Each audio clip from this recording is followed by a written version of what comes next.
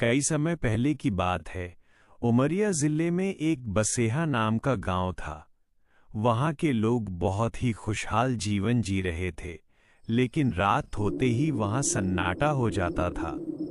गांव वालों का दावा था कि गांव के पास ही एक बहुत ही पुरानी झोपड़ी थी, जहां पर एक डायन काफी समय से रह रही है। लेकिन गांव वालों ने गांव के चारों तरफ एक तांत्रिक की मदद से एक घेरा बनवा रखा है, जिसकी वजह से वो डायन गांव में नहीं आ सकती थी। गांव में शिवम नाम का एक लड़का रहता था। बचपन से उसने ये कहानी सुनी थी कि अगर कोई इंसान रात को उस घेरे के बाहर चला जाए तो डायन उसे पकड़ सकती है। एक दिन शाम को शिवम अपने दोस्त हर्ष के साथ खेत की तरफ चला गया। बातों बातों में उन्हें पता ही नहीं चला कि रात हो गई। जब वे लौट रहे थे तो अचानक शिवम को लगा कि कोई पेड़ों के पीछे से उन्हें देख रहा है। शिवम और हर्ष दोनों ने मुड़कर पीछे देखा। तभी वो डायन पेड़ के पास से बाहर निकलती है। उस डायन को देखते ही दोनों दोस्त हैरान हो गए और डर की वजह से वे दोनों गांव की सीमा की तरफ भागने लगे। डायन उन दोनों का पीछा करने लगी।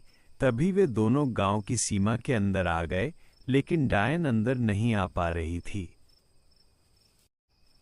शिवम और हर्ष दोनों बुरी तरह हाँफ रहे थे। उनके चेहरे पसीने से तरबतर थे और आंखों में साफ डर दिखाई दे रहा था। भागने की वजह से उनकी सांसें फूल रही थीं। शोर सुनकर दादाजी कमरे से बाहर आए। दादाजी, अरे क्या हुआ? तुम दोनों ऐसे क्यों भाग रहे हो, जैसे पीछे कोई मौत लगी हो? शिवम ने पूरी बात दादाजी को बताई।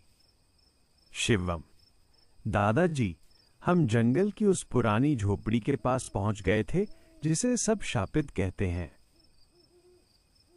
वहां हमने उसे देखा। वो जंगल की झोपड़ी वाली डायन सच में है। उसकी हंसी ऐसी थी जैसे हजारों सूखे पत्ते एक साथ कुचले जा रहे हों। हर्ष ने भी डरते हुए कहा, उसने हमें देख लिया था दादाजी। हम बस अपनी जान बचाकर वहां से भागे हैं। दादाजी के चेहरे का रंग उड़ गया। रात भर शिवम और हर्ष डर के साए में रहे, लेकिन सुबह होते ही दादाजी ने एक बड़ा फैसला लिया। दूर काली पहाड़ी की ओर चल दिए। कहा जाता है कि वहां एक बहुत ही शक्तिशाली तांत्रिक रहते हैं जो ऐसी बुरी शक्तियों को काबू करना जानते हैं। पहाड़ी के शिखर पर पहुंचते ही चारों ओर धुआं और अजीब सी गंध फैली हुई थी। तांत्रिक बाबा अपनी आंखें बंद किए साधना में लीन थे और शिवम और हर्ष के साथ घटी पूरी घटना सुनाई। बाबा, उन बच्चों ने अनजाने में उस झोपड़ी वाली डायन को जगा दिया है। अब वो उनके पीछे है। कृपया हमारी मदद करें। ये कोई साधारण अस्त्र नहीं, एक दिव्य त्रिशूल है जिसे मैंने महायज्ञ की अग्नि से सिद्ध किया है। कल अमावस्या की काली रात है। ठीक 12 बजे, जब उसकी शक्तियां चरम पर होंगी, तुम्हें इस त्रिशूल से उस डायन का अंत करना होगा। उसके मिटते ही तुम्हारा गांव हमेशा के लिए इस खौफ से आजाद हो जाएगा। अमावस्या की आधी रात और ये जादुई त्रिशूल, यही वो घड़ी है जब उस डायन के साम्राज्य का अंत होगा। याद रखना, चूकना मत। इस त्रिशूल का एक ही प्रहार उसे भस्म कर देगा और तुम्हारे गांव में फिर से खुशहाली का सूरज उगेगा।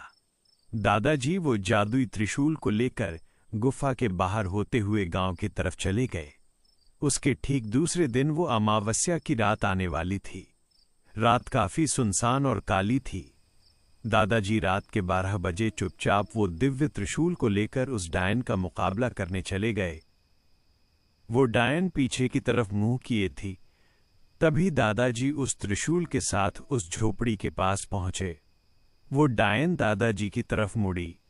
वो त्रिशूल को देखते ही डायन हैरान हो गई। उस त्रिशूल से एक रोशनी निकली और वो डायन हमेशा हमेशा के लिए गायब हो गई।